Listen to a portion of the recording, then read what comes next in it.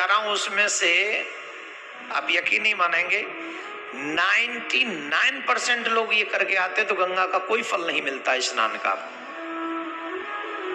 आज जब मैं कहीं सुन रहा था, पढ़ रहा था, तो मुझे लगा कि ये बात मुझे अपने सनातनियों को बतानी चाहिए, क्योंकि सनातनी ये गलती करते ही हैं और ये गलती करने से अगर आप नहीं रुके तो आप कितनी भी गंगा नहा लो, शास्त्र ही तो कहते हैं गंगा में स्नान से पाप कटते हैं, तो वही शास्त्र ये भी कहते हैं कि ऐसा करते हो तो पाप लगते हैं। और यहां वो सब करके बैठे होंगे इनमें से, बताऊं कि नहीं? नहीं, रहने दो। देखो, पहले तो गंगा स्नान का पुण्य समझो, लाभ क्या है, गंगा स्नान करने से लाभ क्या मिलता है। तो गंगा स्नान का लाभ यह है कि जब मनुष्य अपने मन में यह धारणा करके जाता है कि मैं गंगा स्नान करने जा रहा हूं, तो जितने कदम वो पैदल चलता है, एक एक कदम पे उसे राजसी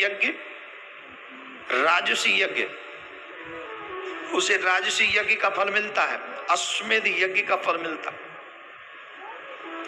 जितने कदम वो गंगा की तरफ नंगे पांव बढ़ाता है, उतने ही कदमों पे उसे अश्वमेध और राजसी यज्ञ का फल मिलता है। तो कितना बात यह है, नंगे पांव जाए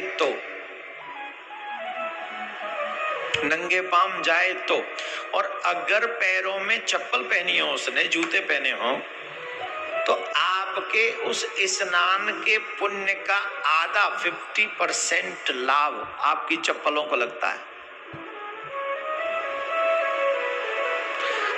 ऑलमोस्ट हर की पैड़ी पे ही उतरती है चप्पल, आप याद कीजिए, हम गलत नहीं कह रहे। तो 50% आपका फल आपकी चप्पल ले गई। दूसरी बात, जो लोग गाड़ी में जाते हैं बैठकर, वाहनों में जाते हैं बैठकर, गंगा के तट तक बैठकर जाते हैं, 50% वो उसको गाड़ी को फल मिल जाता है आपका, क्योंकि आपको लेके वो गया, वाहन लेके गया। तो 50% चप्पल ले गाड़ी ले गई और गंगा में डुबकी लगाई, तुम्हें क्या मिला? तुम तो जैसे गए थे वैसे जीरो के जीरो रहे, राइट? तो फिर लाभ क्या हुआ?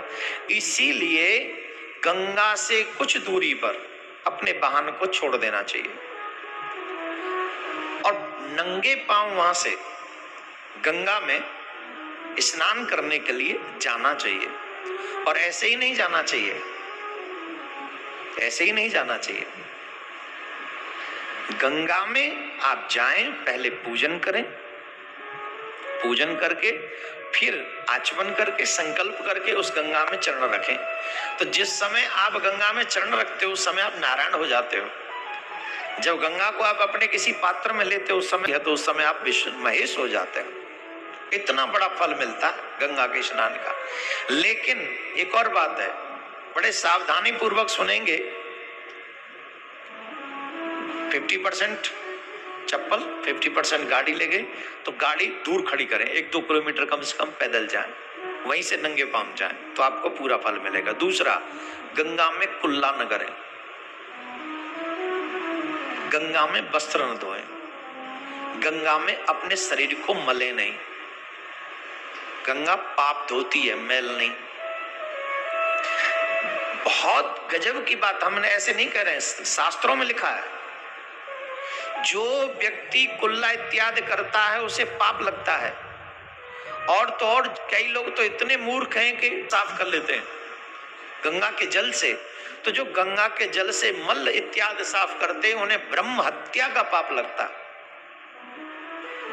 जो गंगा जल से मल इत्यादि साफ करते हैं उन्हें ब्रह्म हत्या का पाप लगता है। तो प्रत्येक सनातनी को यह सोचना चाहिए कि अब हम वहां जो गए वो पुण्य लेके आए कि पाप लेके आए? पुण्य या पाप?